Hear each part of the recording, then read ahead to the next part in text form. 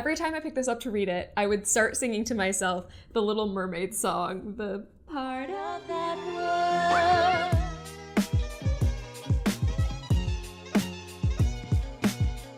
Hey, welcome back. Today I'm talking about Part of Your World by Abby Jimenez. So this video is going to spoil this entire book, so beware if you haven't read it yet. Also, don't forget to subscribe to the channel if you want more book videos. So I just want to start by saying I really like this cover. I really like how it's like split between like their two worlds, like with her being in like this little city and then him having like this like cute little town with like the little barn and like the little goat or whatever. I think I really like the cover. I think it's really well done. And I'm also convinced that the main character is Ariel from A Little Mermaid in like a different universe. I mean, like the main character in the book has like red hair and like she wants to be a part of a different world, and like the little drawing kind of looks like Prince Eric if he had a beard.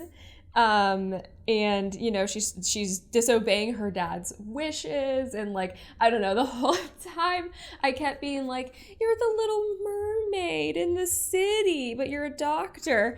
And so the whole time I just kept singing to myself, like I said, the Little Mermaid song every single time, and I can't get it out of my head. But anyway, about the book, it's written from the dual point of views of 37-year-old Alexis. She's an ER doctor in Minneapolis. And then our main male character is Daniel. He's 28 and he lives in this like small little like tourist town, and he's a carpenter, and he also runs like this B&B during like the tourist season. So the book starts out with Alexis being stuck in a ditch in the middle of nowhere. She was going back to Minnesota, and she like swerved to miss a raccoon, and she wound up in the ditch. Anyway, he helps get her out, and then they go their separate ways. There's no introductions or anything. And then like a chapter later, they meet again at a bar, where they just both happen to be there. So she had stopped there to get something to eat before getting back on the road to go home. So then they have like proper introductions. They get to know like a little bit about each other. And then like long story short, we learn that they hook up, and then she sneaks out the next morning. So I had a couple of thoughts here. Like first, I was like, oh man, okay. So like already they've hooked up by the end of like chapter 4. So this book is definitely not going to be like a slow burn book, which I was a little like about, like, because I love like the build up in a story where you're like dying for them to like finally kiss, and like I really like slow burns. So for me, knowing that they're already kind of like starting something, I was just kind of like, oh, okay, so there's no question on whether or not like you guys like each other. And then I must be reading a lot of smut lately, because when I realized in the book that they had hooked up, I was just like, oh, like you're just gonna be like classy about it and just like tell me that they hooked up, or like indicate that they hooked up, and not even give me that scene to read. I was just like, oh, okay. I'm just like not used to that, especially from what I've been reading recently. And then it happens again later, like the next time when they see each other, we're just like told that they had sex, but we weren't invited in on the sex scene. And so I was just kind of like, oh, like this isn't going to be a smutty book at all. And from what I can remember, I think that there's just the one open door sex scene. I wrote it down. It's in chapter. I noted it. It's because there was only one. Because I was surprised. It's a romance book. Well, especially the romance I've been reading lately is just kind of like them banging and like you reading it. But like with this one, it was just kind of like, no. But anyway, so there's like an open door sex scene, chapter 18, and then I don't know if there is one after that. I'd have to go back and like remember. I don't remember. I think there's just that one. But it was noteworthy because I was like, oh wow, we've already like been told that they've done it multiple times, and then like we just have like the one, because like at that point in the book I was just expecting like the whole book to be like fade to black, or just like, you know, like completely closed. So I was kind of surprised by that. So I feel like it was kind of like all over the place in terms of that. But enough about the sex scenes. Like, let's kind of like backtrack in our story here. So like I said before, Alexis is an ER doctor, and apparently her family is like doctor royalty in the hospital where she works. And like ever since this hospital opened, like there's always been a Montgomery working there. Like they helped the establishing of the hospital, and now every generation is expected to like work there and everything. And I'm like, is this a real thing?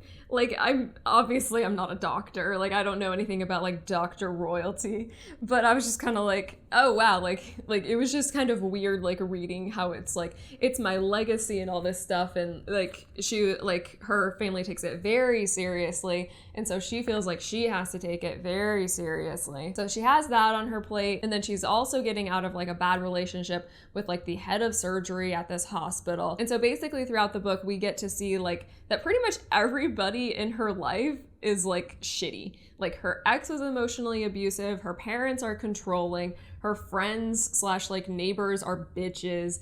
Like she likes her job, but now she has to like work with her ex, Neil. And like she doesn't feel like she can leave the hospital, and like she has a twin brother that we learned of, but we like kind of barely ever like get really any interaction with. But we learn that he's leaving the hospital because he's gotten secretly married, and now he's moving away to be with his wife. And so she feels like she has to, like, now the legacy is just on her because there has to be a Montgomery working in this hospital, and her parents are retired, so now it's all on her. And so like she's has to be in this hospital forever. Oh, and then by the way, like side note, Alexis's twin brother married Lola Simone from the Happy Ever After playlist. I was just like reading their interaction where he was telling her that he got married to this pop star, and I was like, okay. But I read her name and I was like, why is that name so familiar? I was like, Lola Simone, why do I know that? And then I had completely forgotten that she was like in a lot of that book that she had written. And then like, I was like, oh. And so to like refresh myself, I started flipping through that book again. And then I ended up reading it for like several hours. And then I was like, wait, what am I doing? Like, I have this new book to read. I shouldn't be reading her old book. But I had forgotten how much I like really liked it. And it kind of like sucked me back in. But like I read all the passages with Lola, and then I went back and I started reading it from the beginning again. And like now that I've finished this one, I've gone back to reading it again, and I'm going to refinish it again. So if you haven't read that one, you totally should, because I actually really, really like that one. Oh, and then also another side note, we also have a cameo from Adrian, the main male character from Life's Too Short in this book. It's like this quick little thing about saying how like Alexis had dated him briefly, but I haven't actually read Life is Short, so that one wasn't as like, oh my gosh, he's in this book. He's mentioned in this book, kind of like the Lola Simone thing was, where I was like, wait, what? But, and then also Daniel, the main male character from this book, he's Josh's cousin from her first book. What was that one? Friends with Benefits? Was it Friends with Benefits? The Friend Zone. No, it's a Friend Zone. He's not Friends with Benefits, the Friend Zone. So I didn't know that this book was kind of like continuing on her little like, I don't know if it's even like technically a part of the series, because like when you go on Goodreads, I don't think that it has like parentheses saying that this is like number 4 of the series, but it's still within that little world. So anyway, where was I? So basically, Ariel, Alexis, is Dr. Royalty. And so she doesn't feel like she can leave the hospital because of the legacy. And now that her brother is gone, she basically like, can't leave, whatever, because her dad's gonna be mad. And so basically she decides like, fuck it, I deserve some fun. So she decides that she's going to like see Daniel again, and they're gonna like, she wants to like have this like, kind of relationship, like hooking up with him. So basically he's going to serve as this like kind of like little escapism for her. So then for him, he has a bunch of his own shit going on. He lives in this small town with like no plans to leave. He's really happy there. He has nice friends there. Like in the town, it's like touristy during like the nice months. He runs like this old like B&B, and it's in this like old historic mansion that was built by like one of his great grandparents like 7 generations ago, and like it's always been in the family. But then he learns that his mom is planning on selling the house, and so he's trying to save up money for like the down payment, so that he can buy the house. Since it's the family house, he doesn't want it to like be outside of the family. And basically we just kind of learn that like his mom is just like a piece of shit and doesn't care about it. And so he's like trying to save it. So Alexis is able to get in contact with him, and then they start doing kind of like this long distance thing. And she makes it very clear to him that she's like not looking for a relationship. So they basically just like text and they talk on the phone, and she makes the trip there to see him so that they can hook up. And in each of their separate lives, they are very like established. So it's pretty early on in the book. It's pretty like obvious that at some point after, when they fall in love, because it's a romance book, so they're going to fall in love, but there's going to have to be some sort of like compromise. Like one of them is going to have to end up like giving like their way of life up. And my money was on like Alexis giving up her world, just because just like right off the bat, she seemed way less happy with her life than he did. But then also in the beginning, I didn't know if she would actually do that for him, because she was super cagey in the book, and she like wouldn't let him in at all and didn't want him to know like pretty much anything about her life. Like she was always keeping him at arm's length and like wouldn't tell him anything about her. So I didn't love that. I didn't like that she wasn't like, I don't know if it'd be like emotionally unavailable. Like she was just kind of like very, just didn't want him like anywhere near like what she had going on back in like her real life. So they do the back and forth thing. They're talking, whatever. And so like then about like 40-ish% through the book, like she's going on a weekend trip with her friends, and without her knowing it, they don't know about him. So, but they accidentally book a weekend at his B&B, and she doesn't realize this until she gets there. And then they get there, and then she just pretends like she doesn't know him in front of her friends. And it made me so sad. Like, and then she justified it by saying like she wasn't ready for her friends to know about him just because like they're all in the same circle and it would get back to her ex, and she didn't want him like basically in like that part of her world. And I don't know, I just didn't like that situation. It felt more like she was like ashamed of him instead of her like trying to like protect what they had.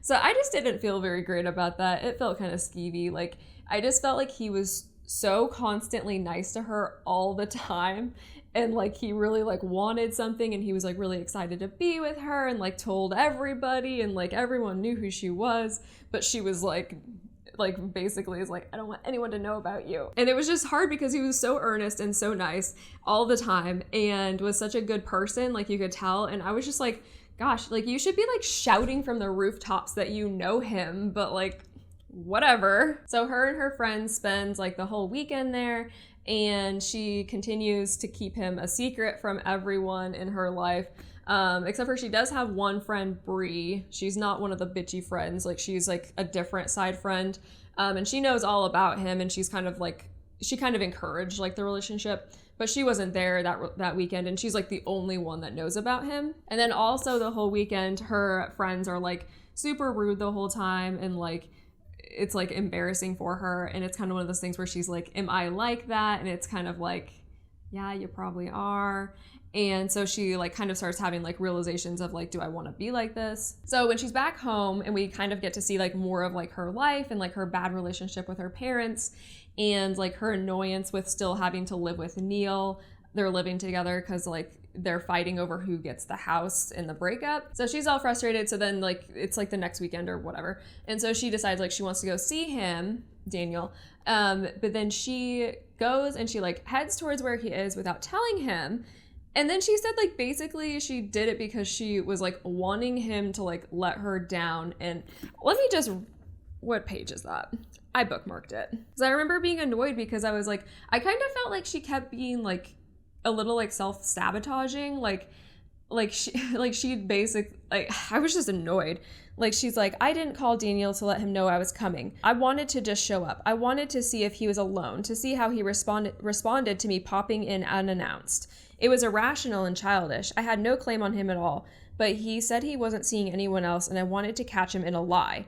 I almost wanted Daniel to let me down. I had to see if he was who he said he was, if he was honest. And I was like, yeah, that is like irrational and childish. Like it was weird because like I did not feel like she was like a 37-year-old woman in this book. Like he was 28 and he seemed like way more mature than her. And also, so like in the beginning, like there was like the age gap thing that I thought was going to be a bigger deal, but it didn't really end up having like any impact on the book. Like I think like she talked about it like for a second in the beginning, and then like it just like completely teetered off, and like it just didn't end up being that big of a problem anymore.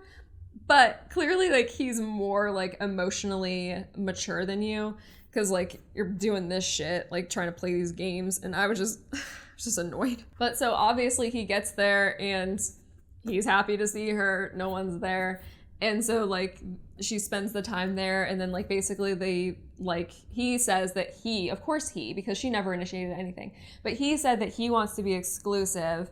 But then she's like, well, I don't want us to be boyfriend and girlfriend. So then they settle on just being exclusive without any labels. So basically they're boyfriend and girlfriend, they're dating, but she doesn't want to call it that. And then again with that, like her just like, again, being super cagey and like keeping him at like arm's length, it just felt like she like was just using him as an escape from her real life. But she like kept forgetting that he like is a real person, and he like actually has feelings, and he actually really likes her, and it just kept making me sad. So then before the big like tipping point, like main, you know, like climax of the book, Alexis is at dinner with her parents, and she tells them that she's applying to be the chief of emergency services at the hospital, and her dad's all disappointed. Like he thought that her big news of the dinner was that she was going to be getting back together with Neil, because he loves Neil, and he already told her that she needs to apply for this job. So he's basically like, that's what I told you to do. Like, what about Neil? Like, shut up, Dad.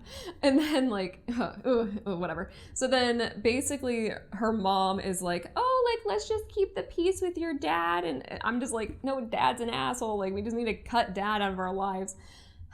So then she leaves the dinner, and it's obviously like not great. So then she goes over to her friend Bree's house to talk about it all. And like, honestly, like her friend Bree in this book, she gave all of the good advice. And after Alexis's dinner with her parents, Bree like tells Alexis like, your dad is just like Neil, and he's also emotionally abusive towards you. And Alexis is like, well, he's my dad though. So like, and so she decides to like go the route of making her asshole dad happy. And she totally bends the knee to him.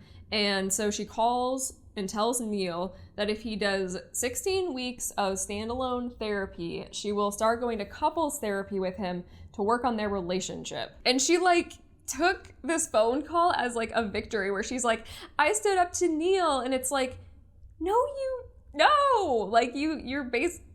didn't. Like, there's no growth happening here. Like, you're just doing the same shit that you've always been doing, like just like making sure that your dad is happy. Like, and then what makes me mad is that she agreed to be exclusive with Daniel a few chapters earlier, but then I realized she has never mentioned to him this entire time that she's still living with her ex. And now she's basically just agreed to work on her relationship with him. And regardless of whether or not she's actually going to, at the end of the 16 weeks or therapy sessions, like actually work on a relationship with him, she still told him, like, you know, we'll see how things go. Like, you're not allowed to do that. You're not allowed to be like exclusive with one person. At least in my mind, you're not allowed to be like exclusive with one person and then like tell your ex like, oh yeah, after you do this, like, you know, we can like try to be together or whatever. And then she says like all of this bullshit about how like Daniel won't fit in her life, and there's no way her dad or her bitchy friends would like him. And I'm like, who cares? Like, why do you even like those people or still want to be around those people? Like, cut them out. Like, did you not learn your lesson from the weekend at his bed and breakfast? Like, did you not learn like, oh wait, I don't want to be around these people? Plus, you haven't even let Daniel try your life or like let him come see you. You haven't introduced him to anyone. Like, I don't know why you would say like it won't work if you haven't even tried it. So at this point in the book, we're at like the mainish like conflict, like the 65% mark, and it feels like Alexis is like backpedaling hard. Like, she's doing what her dad wants. She's going to work on her relationship with Neil, apparently. And so she is going to go to Daniel's town and to see him. And she originally had planned to like break things off with him. And I was, again, if you can't tell, super annoyed with her. So she's there and she's like you like think it's gonna go like in the direction of like her breaking up with him. And while she's in town, her and Daniel witness the town sheriff abusing his wife Liz, and Liz is also Daniel's cousin. And so Alexis and her have like a conversation, and Alexis is trying to like convince her to leave or let her like file a police report about it, which Liz is very against. And you can tell Alexis is like obviously disappointed that Liz is like going to stay and like keep staying in this like same cycle. The irony in it is like it's sad because it's like exactly what Alexis is doing. By like continuing to allow her dad to control her life and manipulate her, she's also stuck in this same cycle. So by the end of this chapter, Alexis decides that she can't end things with Daniel, like she just doesn't want to. And when the time comes for them to end it, like she wants him to be the one to do it. So they talk about how there isn't like any like possibility for a future, but they'll continue like whatever it is they're doing until it just doesn't work anymore, and it kind of comes to like a bit of a natural end. So it wasn't like the firm breakup that I was expecting for like the big conflict of the book, but then like also like remember that Neil is still living with her, and Neil is still assuming that they're going to be getting back together after these like 16 weeks, and she still hasn't told Daniel about that. Like that just frustrated me. She continued, like it just kind of felt like she was not really leading him on, but it just felt like she was like just again being super cagey about everything, and like she wouldn't actually like tell him like what was actually happening in her life. So the book like moves forward in time. So like 4 months have passed and we're now in August. Alexis has been spending pretty much all of her time with Daniel. Like whenever she can, she's like there in the town helping him with like the B&B during the summer season. But she knows that they're going to be like breaking up soon because of the decision of the hospital for like her new job. So she's going to be like, if she gets a new job, which she's just sure she's going to be working like a lot. So basically like they're going to kind of come to like a natural fizzle. Like she's not gonna have any time to see him anymore. And she knows that like that's basically like their expiration date. And so like there's this quote where she's like, we were nearing the end. There were two ways we could do it. Break things off cleanly and just stop talking, or let it die a slow and painful death. And it's just like, damn, like she was just super pessimistic about this relationship. And like it's stuff like that where I'm like she kept saying stuff like that, and I just felt like throughout the whole book I was just kind of like, the entire book was just like the slow death of this relationship. I felt like we were constantly being reminded that by Alexis that like this wasn't going to end, or like it's temporary, like, and I like it doesn't feel like the author ever gave the reader much hope for the relationship. At least that's how I felt. Like I was just kind of like, man, she's bumming me out. So we know the relationship is going to be coming to an end. So near the ending of the time frame for the relationship, we learn that Daniel has decided that he would give up his life in his town to be wherever she is. And of course, this didn't surprise me that he had decided this, because this was the common theme with this book. Like he was just such a nice guy. And of course he would do anything for her and like change anything about his life just to be with her. And so we get to the point in the book where he like tells her that he loves her, and she freaks out and she's like, why would you tell me that? And he's like, because I feel it. And like I just felt so heartbroken for him. Like it actually made my heart like sink. And I was just like, it's like the same roller coaster again, where she's like, no, and like she keeps keeping him at arm's length, and then like I don't know, and then eventually like she decides like they can like try to continue to make it work, but like again, like she just like keeps like pushing him like aside kind of. And so now we're at the day where she learns that she got the job, and she's at work, and Daniel shows up to the hospital unannounced in front of everyone, and like everyone's congratulating her, like her parents and her friends and Neil, and then like he sees everyone and no one knows who he is. And then like that's when he realizes that like no one knows he exists.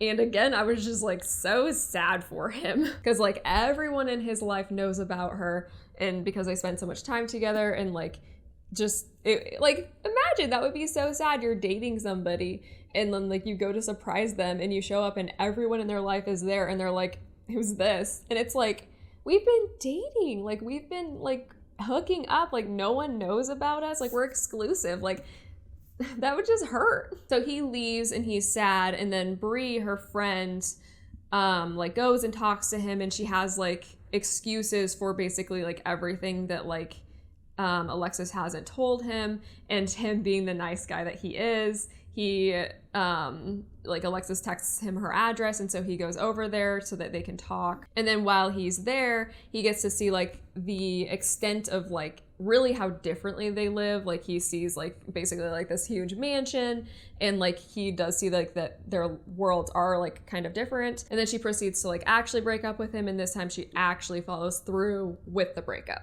So then the next chapters start with like a month of time being passed, and of course like both of them are miserable. And then like enter her friend Bree again, who tells Alexis that she basically needs to figure out like the order of the things that she needs in order to be happy. Like in regards to like, you know, Daniel, her job, her family, like all that stuff. Like what order of those things will like make you the happiest.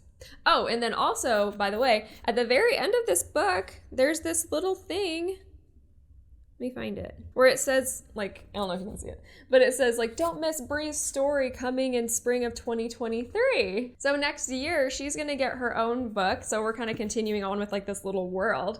So I'm looking forward to that because, like, I wish that Bree would have been in this book more because, like, I felt like she would just kind of, like, pop in and, like, give Alexis advice, and then Alexis would, like, ignore her advice. But then like many chapters later, like what Bree had said would like resonate with Alexis. But anyway, I actually liked Bree, and I wish she would have been in the book more. So I'm pretty interested in reading like her love story in the next book. So anyway, so Bree gives Alexis this advice, and then Alexis actually takes the advice, and she actually sets in motion like this plan to basically like get everything that she wants. So now what I thought was going to happen for the ending, I always think I know where these things are going, but I had thought that like something was going to happen with like one of the townspeople where like they needed emergency care, and like they don't have any clinics or anything close, and so they always have to go to the big city anyway to have care. So I thought that like, so since her hospital would maybe be one of the hospitals they would go to, so I thought somebody from the town was going to need like to go there for the ER. And then I had this thought where I was like, oh no, is like something like bad going to happen to Liz from earlier? And then like, you know, like Daniel would take her to that ER, and then they would see each other and then like reconcile or something. But like, no, that's not what happened. So the book closes with her inviting Daniel to this fundraising gala thing for the hospital to celebrate its 125 years of being open.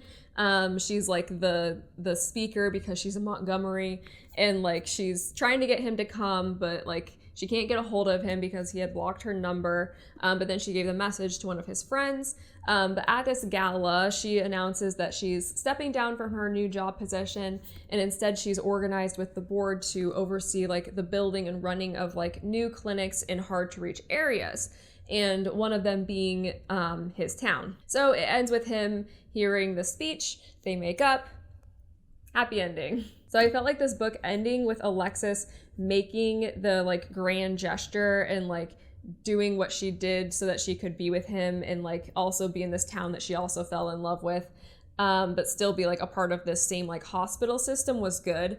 I felt like Alexis needed to be the one in the end to make like the big decision and the big grand gesture for the relationship, because throughout the whole book she was so cagey with him, and it felt like she was just, again, always keeping him like just a little bit far away from her. And that was the biggest thing for me to like get past in this book. I feel like I had like a hard time emotionally connecting to their relationship because I kept thinking like she's keeping so much from him, and like she keeps reminding him that like this is short term, and like I don't know, I just wanted her to give him like just a little bit more so that I could be like a little bit more like emotionally invested in the relationship. Overall, I did think it was an enjoyable read, and like I am happy that it ended the way that it did. Like I'm happy that it kind of like worked out and everything. And also my favorite thing that I took away from the book was Daniel's grandmother's saying of grace costs you nothing. I love that. It kept coming up in the book, and I think it's just a great sentiment that can be applied to everyday life. So thanks for watching today's video and spending your time with me. Don't forget to like, comment, and subscribe, and we'll see you next time. Bye!